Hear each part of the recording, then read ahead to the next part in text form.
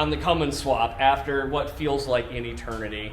And this is our adapter for our transfer case. This has taken me like 6 weeks to build because of sickness and chaos.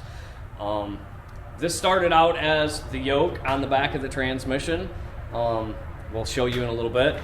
And then this is the output shaft from the original Ford 5-speed, 6-speed transmission, whatever it is. I just cut off, made the adapter. This is going to go on our transmission. Today our goal is to pull the yoke off of our parts transmission and the back adapter off the parts transmission, and we're going to figure out how to build the actual mount for the transfer case to go on this transmission. Once we get that done, we're going to finish up our clutch and start getting our brakes working and see what else we need to button up. So let's get to it.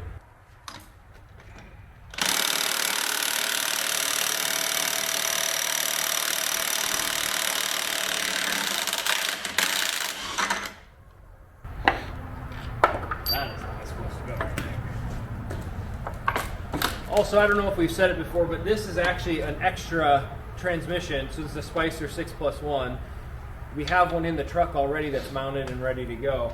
This is kind of a parts donor one for us at this point. So this used to be that. I cut it down. So what we're going to do, and there's a little bit of a burr we're going to have to file out, but that slides on there. We're actually going to take a grinder and we're going to cut off the threads because we don't need those anymore. That goes like that. This, once we cut it off, will be bolted together like that, so it'll be more right here. The adapter that we need to build is going to look like this on the inside. It's going to have a flat plate, and we'll weld a piece of pipe that will go around. This will go inside. And then this is our transfer case over here. This goes in just like that. So we need to make a plate that will bolt to here and a pipe that will go around our adapter. And then we will build a transmission mount that goes on the bottom of it to add a little extra support, because these transmissions hang off the back of a big truck engine like this. We want to give a little extra support for that extra weight of the transmission. Cut the center out. To make a pilot, it left a burr on all of these splines and it didn't want to slide in, so we're trying to clean all these splines up here so we can get it to slide on. There's only 40 splines.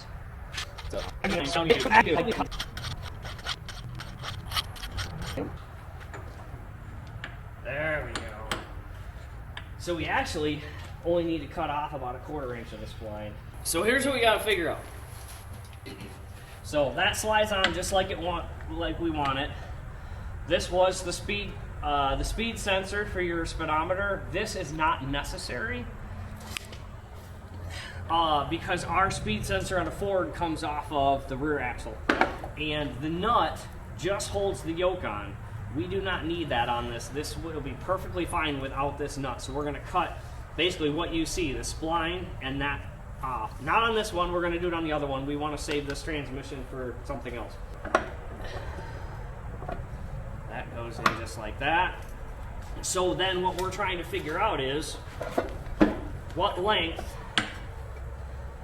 do we need to make our adapter from here to here. That's what I was talking about. This right here, we're going to make a steel plate that does the same thing. Once we cut that out, we're going to gain 1.5 inches. That's 1.5 inches space right there. So our total length right now is 7 1/8. So we got to take 1.5 inches out of that. What's that, like 5 5/8? I think that's 5 5/8. So we're gonna start out at 6 inches, and then we'll see about shortening it. But that right there, we are so very close to getting our Ford transfer case mocked up to our Spicer transmission. We made this last time, so we need to talk about seeing where we left off 3 weeks ago. But this is set up for the slave, and so we need to figure out if we're ready to weld this onto the frame, and then if so, we need to weld it onto the frame, and then we need to the linkage, the arm, we got to figure out. We got to put the keyway thing through, or the bolt through, which we might have to go buy a bolt. I don't know. We got the adapter mocked up, we got measurements, we know what we're doing there. So the next step is the clutch slave cylinder. Last time we cut this out, this is what the slave cylinder locks into, it kind of quarter turn lock into. This is going to be welded to the frame to hold the slave cylinder, which is under the truck, otherwise I'd show you. So we're gonna figure out if this is ready to go to get welded on. If we gotta grind some paint, we'll do that. I do have a mark here. I think we need to trim it, I don't remember. So we're gonna go underneath, see if this is ready to be welded to the frame, and get that next step done. All right, so this is gonna go right there. Here's our slave cylinder. See if it's gonna cooperate with me. That right there. So I do want to get it over a little bit. We're gonna go ahead and trim that line that I had originally marked out, and then it is gonna get welded just like that. There's supposed to be a keyway in here on this shaft, and we didn't want to cut it until we knew where it was going to be. And when I mean cut it, I mean use a grinder and a cutoff wheel. So once we get this where we need to go, and this is fully extended, so once it's all welded, we actually have to push this all the way in, and then cut our key and put the bolt on. And then we'll have a working clutch. This is what we need to cut off to get a little closer to the transmission. I just checked it, fine-tuned it. That's exactly what we're going to cut off. So we're going to zip that off, double check it, and then get ready to burn it on.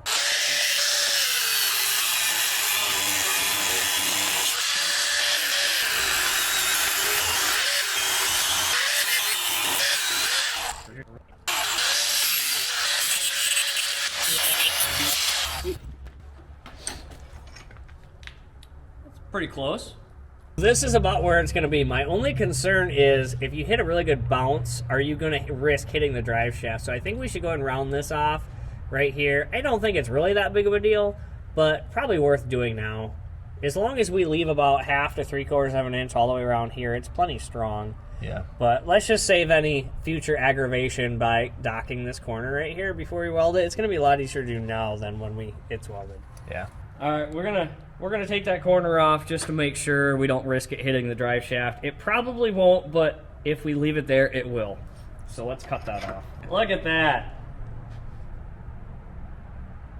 Perfectly round. Perfectly round. The odds of it getting up that high, I don't think is gonna happen. And it actually kind of goes more like that too. I think there's plenty of room right there. I mean, that's 4 inches of bounce right there. Odds that are gonna happen are pretty low.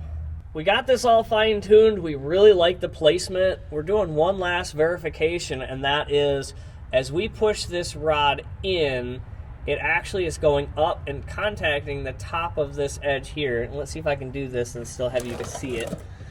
See, as we push that in, which is where it's gonna be, it actually touches right there.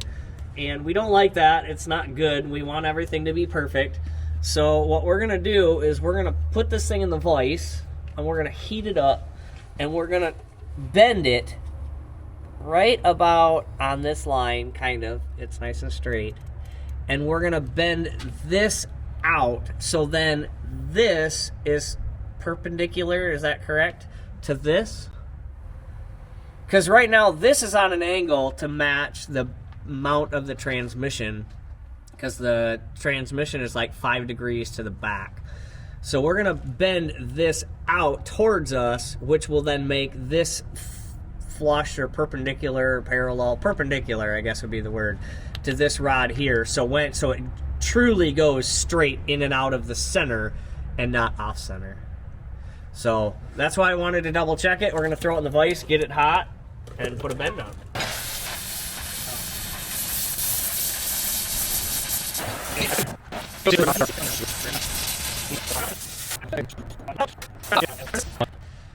Ran out of acetylene. That's how it goes. So I think we're gonna leave it like that, and when you move that in, it doesn't touch it. So, and at the end of the stroke, it comes away from it a little bit. So. Which is before it came closer to it. Yeah, and it actually was touching the top part. Yep. So. I like it, and we're straight in line with it right now. I think that's a good place to burn her on. This is the linkage for the clutch slave cylinder to go to the clutch pedal. I'm not really sure why we didn't put it on, but it's gonna make this clutch work a lot better.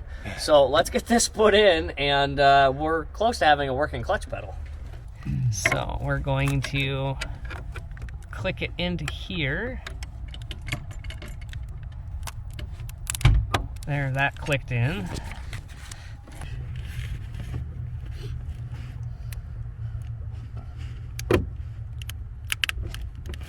There's our 3 pedals. 2 are hooked up. Throttle is not hooked up yet, but we're close. It's close. We can go vroom vroom. We got the plate welded. AJ did an awesome job welding that. Got the the slave cylinder in there, and this is what it looks like. Can you actually see it? There we go. There we go. So that's what it looks like. Now what we need to do is up where this bolt hole is. I don't know if we can actually see. There we go. We need to notch the shaft where this bolt hole goes through, so that way we can pinch that down. And there's actually a space for a keyway, which you really can't see. But we've got to push this forward, mark it, notch it for the bolt, get it tightened down. And where am I? There we go. Then we have a clutch. We had to notch the shaft slightly for this bolt right here to go through, which that wasn't too bad. But there's a keyway, a half-moon keyway on this side. We had to use a little Dremel, and we had to cut that keyway in. And we didn't do it before we put the transmission in because we really didn't know how this was going to work. Took some time, but we used this little guy right here, and we cut a half-moon keyway into that shaft, and it went on perfect. So we need to, this is a manual adjusting clutch, meaning we push the clutch pedal in and there's an adjustment bolt up inside the transmission that we adjust, and that will get it to release the right amount with the same amount of stroke. But that is absolutely amazing. Such a good feeling to have that together. So that was a huge undertaking. We got her done. Maybe we'll get up there and push on the clutch and see about making some adjustments and see if we can make this clutch function properly. But that is a huge, huge check off the list. You saw how this came together. It looks absolutely amazing. If only it worked as well as it looked. Unfortunately, we're having an issue with the stroke. We're only getting 3/4 of an inch out of this slave cylinder here. We're supposed to be getting between 1.5 inches and 2. And if we were getting the full 1.5 to 2, this would work perfect. Everything lined up awesome. So we got to find out, is this bad out of the box? This is brand new. The slave cylinder, the line, the clutch cylinder came brand new out of the box, pre-bled. So we're not really sure exactly what's going on here. I don't think it's anything we did. This here turned out perfect. Yeah, right there. This here turned out perfect.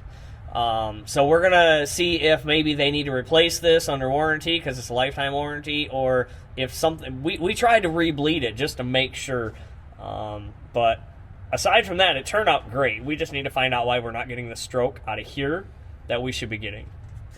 This battery, because it was a gas, it only had one battery over there, so that's what got 30,000 wires on it. So we wanted a second battery. We used the big, I think we would figure 4-aught cables, and we're keeping, these are the factory ends. We're just not going to use the tall nuts that the semi would use. So we just picked up these guys from the parts store, and we're just going to go ahead and cut off this raised part, put these on here, and then they'll thread right on. There you go. Just don't touch it to anything. What are you talking Remember about? when you Whoa, said whoa, whoa. you did it before? You're like, I ain't going to do it. Shh. So this battery right now is just sitting on a core support, if I remember right. Yeah, it is. And then we need to actually make a battery tray. Yeah, we'll build a battery tray, but we could drive it like that. It would be fine. If The battery cables will keep it from falling into the fender. Yeah. So I can see us driving this, and then a few months later we'll build a battery tray. For a few months. So we need to bleed out our power steering system. So it's a brand new Hydro Boost, which is power steering, power brakes, all that. The power steering pump was completely empty, brand new cooler, like everything is new, and so it's having a hard time bleeding out the system. So what we're gonna do is we're gonna jack up the front axle, and we're gonna turn the wheels lock to lock to lock to lock, and see if we can get some of that fluid moving, and then we'll start it up and we'll do that. We've not picked it up off the ground, so we think that's the reason we've got air in our system. But see if we can't get some power brakes, and then once that happens, we actually need to bleed the brakes because we put a new master cylinder on to accommodate the Hydro Boost swap that we had to do. So we're gonna We're gonna jack it up and see if we can start getting power steering and power brakes working, because you know we don't have a drive shaft, so priority is brakes for sure. We mocked up, or got the mock up for the transfer case transmission adapter.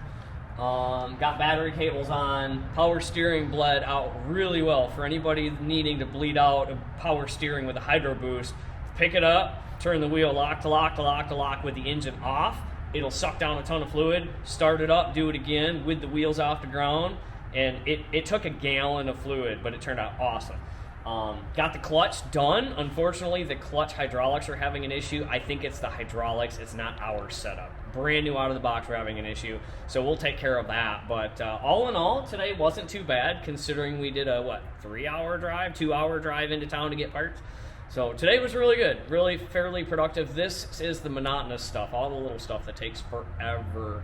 So little by little, we're getting things knocked out. Definitely check out our other videos, like and subscribe, and we'll catch you next time. Vroom, vroom! You see the wonderful school bus. We've been planning to use the fuel tank in the back of the truck, at least for the short term. So this is how we're gonna get the fuel tank out of the bus.